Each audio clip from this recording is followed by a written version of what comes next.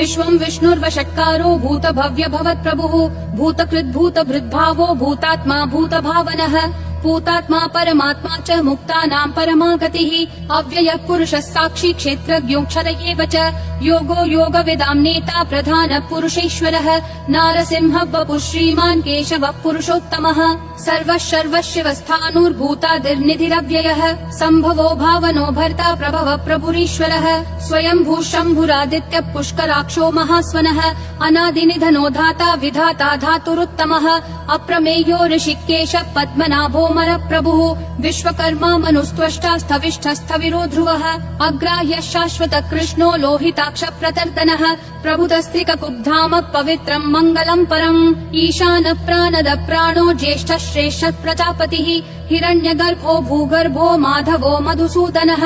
ईश्वरो विक्रमी धन्वी मेधावी विक्रमक्रमः अनुत्तमो दुराधर्ष कृतज्ञ कृतिरात्मवान् सुरेशः शरणम् शर्म विश्वरेता प्रजाभवः अहः संवत्सरो व्याल प्रत्ययः सर्वदर्शनः अजः सर्वेश्वरः सिद्धिः सिद्धिः सर्वादिरच्युतः वृषा कपिलमेयात्मा सर्वयोग विनिश्रुतः वसुर्वसुमना सत्यः समात्मा समितः समः अमोघः पुण्डरीकाक्षो वृषकर्मा वृषाकृतिः रुद्रो बहुशिरा बभ्रुर्विश्वयोनिः शुचिश्रवाः अमृतः शाश्वतस्थाणुर्वरारोहो महातपाः सर्वगः सर्वविद्भानुर्विश्वक्सेनो जनार्दनः वेदो वेदविदव्यङ्गो वेदाङ्गो वेदवित्कविः लोकाध्यक्षः सुराध्यक्षो धर्माध्यक्षः कृताकृतिः चतुरात्मा चतुर्व्यूहश्चतुर्दंष्ट्रश्चतुर्भुजः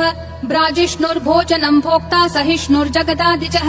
अनघो विजयो जेता विश्वयोनिः पुनर्वसुः उपेन्द्रो वामनः प्रांशुरमोघः शुचिरूर्जितः अतीन्द्रः सङ्ग्रहः सर्गो धृतात्मा नियमो यमः वेद्यो वैद्यः सदा योगी विरहा माधवो मधुः अतीन्द्रियो महामायो महोत्साहो महाबलः महाबुद्धिर्महावीर्यो महाशक्तिर्महाद्युतिः अनिर्देश्य वपुः श्रीमान् अमेयात्मा महादृक् महेश्वासो महीभर्ता श्रीनिवासः सतां गतिः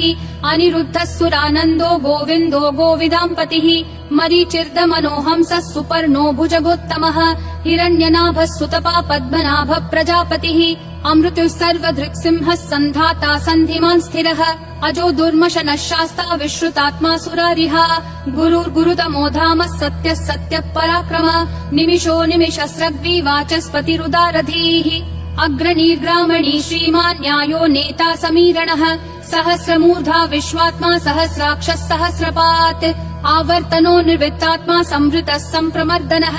अहः संवर्तको वह्निरनिलो धरणीधरः सुप्रसाद प्रसन्नात्मा विश्वभृग्विश्वभृग्विभुः सत्कर्ता सत्कृतः साधुर्जह्नुर्नारायणो नरः असंख्येयो प्रमेयात्मा विशिष्टः शिष्टकृच्छुचिः सिद्धार्थः सिद्ध संकल्पः सिद्धिः सिद्धि साधनः वृषाही वृषभो विष्णुर्वृषपर्वा वृषोदरः वर्धनो वर्धमानश्च विविक्तः श्रुतिसागरः सुभुजो दुर्धरो वाग्मी महेन्द्रो वसुदो वसुः नैकरूपो बृहद्रूपः शिपिविष्टः प्रकाशनः ओजस्तेजोद्युतिधर प्रकाशात्मा प्रतापनः ऋद्धः स्पष्टाक्षरो मन्त्रः चन्द्रांशूर्भास्करद्युतिः अमृतांशूद्भवो भानुः शशबिन्दुः सुरेश्वरः औषधम् जगतस्तेतु सत्यधर्म पराक्रमः भूतभव्य भवन्नाथ पवनः पावनो नलः कामः कामकृत्कान्तः कामः कामप्रद प्रभुः युगादिकृद्युगावर्तो नैकमायो महाशनः अदृश्यो व्यक्तरूपश्च सहस्रजिदनन्तजित् इष्टो विशिष्ट शिष्टेश्च शिखण्डी नहुषो वृषः क्रोधः क्रोधकृत्कर्ता विश्वबाहुर्महीधरः अच्युत प्रदित प्राण प्राणदो वासवानुजः अपान्निधिरधिष्ठानम् अप्रमत्त प्रतिष्ठितः स्कन्द स्कन्दधरो धुर्यो वरदो वायुवाहनः वासुदेवो बृहद्भानुरादिदेवः पुरन्दरः अशोकस्तारणस्तारः शूरः शौरी जनेश्वरः अनुकूलः शतावर्तः पद्मी पद्मनिभीक्षणः पद्मनाभो रविन्दाक्ष पद्मगर्भः शरीरभृत् महर्दिरुद्धो वृद्धात्मा महाक्षो गरुडध्वजः अतुलः शरभो भीमः समयज्ञो हविर्हरिः सर्वलक्षणलक्षण्यो लक्ष्मीवान् समितिञ्जयः विक्षरो रोहितो मार्गो हेतुर्दामोदरः सहः महीधरो महाभागो वेगवानमिताशनः उद्भवः क्षोभणो देवः क्षीगर्भः परमेश्वरः करणम् कारणम् कर्ता विकर्ता गहनो गुहः व्यवसायो व्ययस्थानः संस्थानस्थानदो ध्रुवः परर्धी परमस्पष्ट तुष्ट पुष्ट शुभेक्षणः रामो विरामो विरतो मार्गो नेयो नयो नयः विरशक्तिमतां श्रेष्ठा धर्मो धर्मविदुत्तमः वैकुण्ठ पुरुष प्राण प्राणद प्रणव पृतुः हिरण्यगर्भ शत्रुघ्नो व्याप्तो वायुरधोक्षजः ऋतु सुदर्शन काल परमेष्ठी परिग्रहः अग्र संवत्सरो दक्षो विश्रामो विश्वदक्षिणः विस्तारस्थावरस्थानं प्रमाणं बीजमव्ययम् अर्थोऽनर्थो महाकोशो महाभोगो महाधनः अनिर्विण्णस्थविष्ठो भूर्धर्मयूपो महामखः नक्षत्रनेमिर् नक्षत्री क्षम क्षामः समीहनः यज्ञयुज्यो महेज्यश्च क्रतुः सत्रम् सतां गतिः सर्वदर्शी विमुक्तात्मा सर्वज्ञो ज्ञानमुत्तमम् सुव्रतः सुमुखः सूक्ष्मः सुघोषः सुखदः सुहृत् मनोहरो जितक्रोधो वीरबाहुर्विदारणः स्वापनः स्ववशो व्यापी नैकात्मा नैककर्मकृत् वत्सरो वत्सलो वत्सी रत्नगर्भो धनेश्वरः धर्मगुप् धर्मकृत् धर्मी सदसक्षरमक्षरम् अविज्ञाता सहस्रांशूर्विधाता कृतलक्षणः गभस्तिनेमि सत्त्वस्तः सिंहो भूतमहेश्वरः आदिदेवो महादेवो देवेशो देवभृद्गुरुः उत्तरो गोपतिर्गोप्ता ज्ञानगम्यः पुरातनः शरीरभूतभृद्भोक्ता कपीन्द्रो भूरि दक्षिणः सोमपोऽमृतपः सोमः पुरुजित् पुरुषोत्तमः विनयोजय सत्यसन्धो दाशारः सात्वतां पतिः जीवो विनयिता साक्षी मुकुन्दोऽमित विक्रमः अम्भो निधिरनन्तात्मा महोदधिशयोऽन्तकः अजो महार्ह स्वाभाव्यो जिता मित्र प्रमोदनः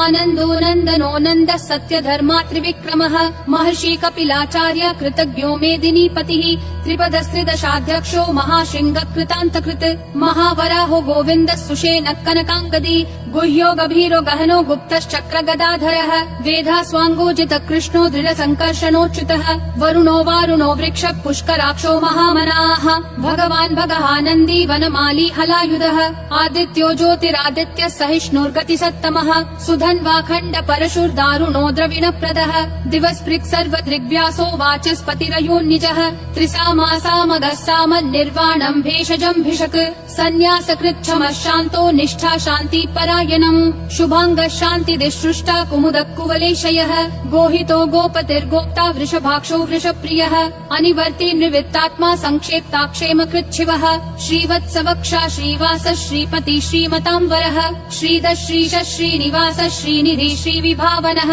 श्रीधर श्रीकर श्रेय श्रीमान् लोकत्रयाश्रयः स्वक्ष स्वङ्गः शतानन्दो नन्दिर्ज्योतिर्गणेश्वरः विजितात्मा विधेयात्मा संकीर्तिश्छिन्न संशयः उदीर्णः सर्वतश्चक्षुर् अनीशः शाश्वत स्थिरः भूषयो भूषणो भूतिर्विशोकः शोकनाशनः अर्चिष्मान् अर्चितः कुम्भो विशुद्धात्मा विशोधनः अनिरुद्धो प्रतिरथ प्रद्युम्नोमित विक्रमः कालनेमी निहावीरः शौरी शूरजनेश्वरः त्रिलोकात्मा त्रिलोकेश केशवः केशिहा हरिः कामदेवः कामपालः कामी कान्तकृतागमः अनिर्देश्य वपुर्विष्णु वीरो नन्तो धनञ्जयः ब्रह्मण्यो ब्रह्मकृत् ब्रह्म ब्रह्म ब्रह्म विवर्धनः ब्रह्मवृद् ब्राह्मणो ब्रह्मी ब्रह्मज्ञो ब्राह्मण प्रियः महाक्रमो महाकर्मा महातेजा महोरगः महाक्रतुर्महायज्वा महायज्ञो महाहविः स्तव्यस्तव प्रिय स्तोत्रम् स्तुतिस्तोतारण प्रियः पूर्ण पूरयिता पुण्य पुण्य कीर्तिरनामयः मनोजवस्तीर्थकरो वसुरेता वसुप्रदः वसुप्रदो वासुदेवो वसुर्वसुमना हविः सद्गति सत्कृति सत्ता सद्भूति सत्परायणः शूरसेनो यदुश्रेष्ठः सन्निवासः सुयामुनः भूतावासो वासुदेवः सर्वासु निलयोन्नलः दर्पः दर्पदो दुप्तो दुर्धरोऽथा पराजितः विश्वमूर्तिर्महामूर्तिर्दीप्तिमूर्तिरमूर्तिमान् अनेकमूर्तिरव्यक्तः शतमूर्तिर्शताननः एकोनैकः स वक्कः किम् यत्तत्पदमनुत्तमम् लोकबन्धुर्लोकनाथो माधवो भक्तवत्सलः सुवर्णवर्णो हेमाङ्गो वराङ्गश्चन्दनागदी वीरः विषमः शून्यो घृता क्षीरशलश्चलः अमानीमानदो मान्यो लोकस्वामी त्रिलोकधृक् सुमेधा मेधजो धन्यः सत्यमेधाधराधरः तेजो वृषोद्युतिधरः सर्वशस्त्रभृताम्बरः प्रग्रहो निग्रहो व्यग्रो नैकशृङ्गो गदाग्रजः चतुर्मूर्तिश्चतुर्बाहुश्चतुर्व्यूहश्चतुर्गतिः चतुरात्मा चतुर्भावश्चतुर्वेद विदेकपात् समावर्तो निर्वृत्तात्मा दुर्जयो दुरतिक्रमः दुर्लभो दुर्गमो दुर्गो दुरावासो दुरारिहा शुभांगो लोकसारङ्गः सुतन्तुस्तन्तुवर्धनः इन्द्रकर्मा महाकर्मा कृतकर्मा कृतागमः उद्भवः सुन्दरः सुन्दो रत्ननाभः सुलोचनः अर्को वाजस्सनः शृङ्गी जयन्तः सर्वविजयी सुवर्णबिन्दुरक्षोभ्यः सर्ववागीश्वरेश्वरः महाहृदो महाकर्तो महाभूतो महानिधिः कुमुदः कुन्दरः कुन्दः पर्जन्यः पावनो निलः अमृताशोऽमृतवपुः सर्वज्ञः सर्वतोमुखः सुलभः सुवृतः सिद्धः शत्रुजिश्शत्रुतापनः न्यग्रोधोदुम्बरोऽश्वत्थश्चानुरान्ध्रनिषूदनः सहस्राची सप्तजिह्वा सप्तैधा सप्तवाहनः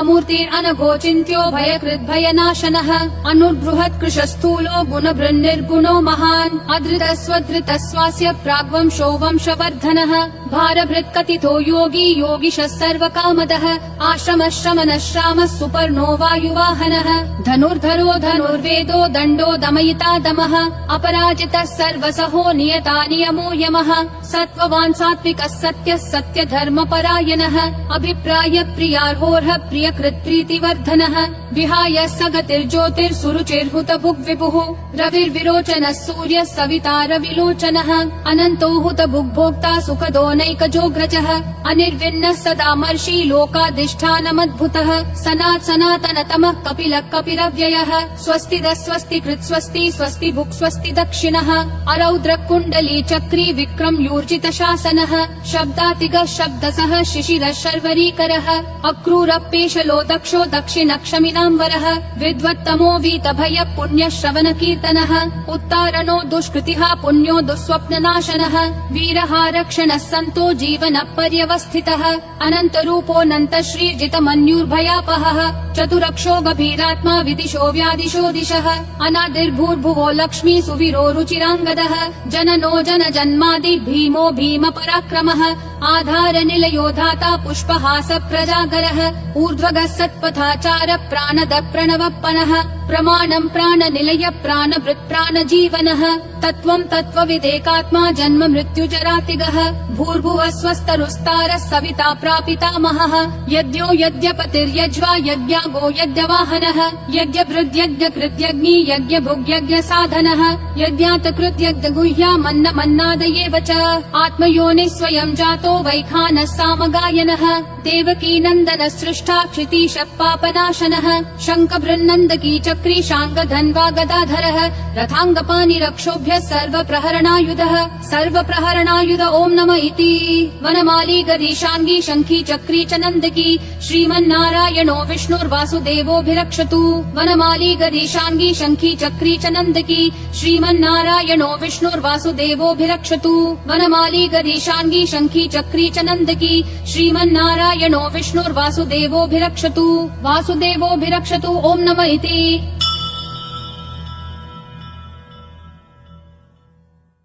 अगर वीडियो अच्छा लगा तो सब्सक्राइब करें हमारे YouTube चैनल सोलफुल साधना को।